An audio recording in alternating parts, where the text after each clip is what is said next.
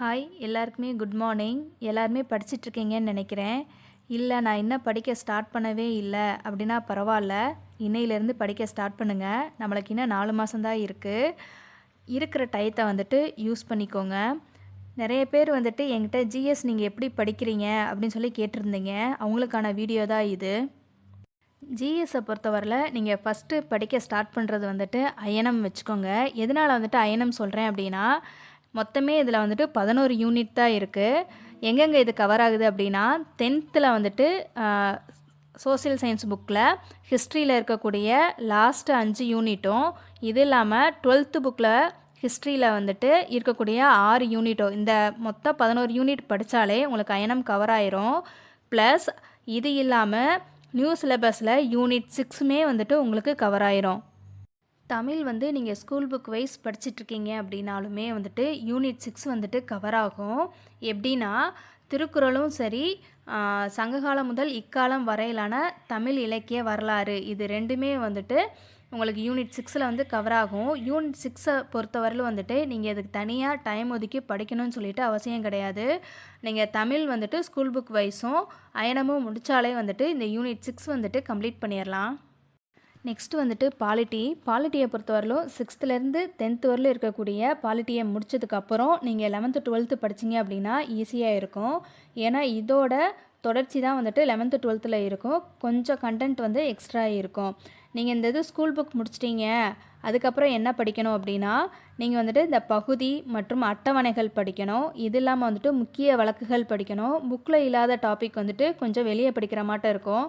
லோக்காயிதா, லோக்பால், இதெல்லாம் வந்துட்டு வெளியிலேருந்து படிக்கிற மாட்டம் இருக்கும். அதே மாதிரி டெய்லியுமே வந்துட்டு இந்த அட்டவணைகள் மற்றும் பகுதிகளை வந்துட்டு டெய்லியும் கொஞ்சம் நேரம் பார்த்துட்டு வாங்க. இது இல்லாமல் இந்த முக்கிய வழக்குகள் அப்படின்னு சொல்லி பார்க்குறப்ப வந்துட்டு ஒரு 15 வழக்கு இருக்கும். இதை வந்துட்டு டெய்லி ஒரு 2, 3ன்னு சொல்லிட்டு நீங்கள் நோட்ஸ் எடுத்துக்கிட்டே வந்தீங்க அப்படின்னா பாலிட்டியுமே வந்துட்டு நம்ம ஈஸியாக கவர் பண்ணிடலாம். நெக்ஸ்ட் வந்துட்டு ஹிஸ்ட்ரியை பொறுத்தவரையில் வந்துட்டு 6th, 7th, 11th புக்கு, இந்த 3மே வந்துட்டு கவர் ஆகும். சிந்து சமவெளி நாகரிகம் மட்டும் 9th, இது இல்லாமல் 11th எத்திக்ஸில் வந்துட்டு இந்த ஒரே ஒரு டாபிக் வந்துட்டு கவர் ஆகும். மேக்ஸிமம் வந்துட்டு ஹிஸ்ட்ரியை பொறுத்தவரையிலும் நான் நோட்ஸ் எடுத்து தான் படிச்சிட்ருக்கேன்.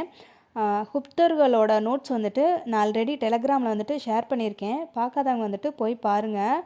அது உங்களுக்கு படிக்கிறதுக்கு ஈஸியாக இருந்துச்சுன்னா சொல்லுங்கள், நான் ரிமைனிங் டாபிக்மே வந்துட்டு உங்களுக்கு ஷேர் பண்ணுறேன். நெக்ஸ்ட்டு ஜாக்ரஃபியை பொறுத்தவரையில் வந்துட்டு 10th ஸ்டாண்டர்டில் சோசியல் சயின்ஸில் இருக்கக்கூடிய அந்த 7 லெசனை வந்துட்டு நீங்கள் படித்தாலே போதும். அதில் ஃபஸ்ட்டு இருக்கக்கூடிய லெசன் வந்துட்டு ரொம்ப ரொம்ப முக்கியம். அதில் அந்த ஆறுகள் பற்றி வந்துட்டு அடிக்கடி வந்துட்டு கொஷின் கேட்பாங்க. அதனால் அதை கொஞ்சம் தெளிவாக பார்த்துக்கோங்க. நெக்ஸ்ட்டு வந்துட்டு எக்கனாமிக்ஸும் தமிழ்நாடு டெவலப்மெண்ட்டும், இதில் தான் 20 கொஷின் கேட்குறாங்கல்ல, அப்புறம் ஏன் இதை வந்துட்டு கடைசியாக படிக்க சொல்கிறீங்க அப்படின்னு சொல்லி கேட்குறவங்களுக்கு, எதனால் அப்படின்னா மித்த டாப்பிக்கில் வந்துட்டு கொஷின் வந்துட்டு எப்படி கேட்பாங்க அப்படின்னு சொல்லிட்டு நம்மளுக்கு ஒரு ஐடியா இருக்கும். ஆனால் இந்த டாப்பிக்கை பொறுத்தவரையிலும் கொஷின் எப்படி வரும் அப்படின்னு சொல்லிட்டு யாருக்குமே தெரியாது. இது வந்துட்டு மேக்ஸிமம் வந்துட்டு 11th 12th வந்துட்டு கவர் ஆகுது. நீங்கள் 11th 12th படித்ததுக்கப்புறம் நீங்கள் படிக்க வேண்டிய விஷயம் என்ன அப்படின்னா கரண்ட் அஃபேர்ஸ் தான். மேக்ஸிமம் கொஷின் வந்துட்டு இந்த டாப்பிக்கை பொறுத்த வரையிலும் கரண்ட் அஃபேர்ஸ்லேருந்து தான் வரும். அதனால் கரண்ட் அஃபேர்ஸ் வந்துட்டு ரெகுலராக படிச்சுக்கிட்டே வாங்க. முக்கியமாக வந்துட்டு தமிழ்நாடு கவர்மெண்ட்டால் வந்துட்டு தொடங்கப்பட்ட திட்டங்கள், இதெல்லாம் வந்துட்டு இந்த இதில் நீங்கள் படிச்சுக்கிட்டே வரணும்.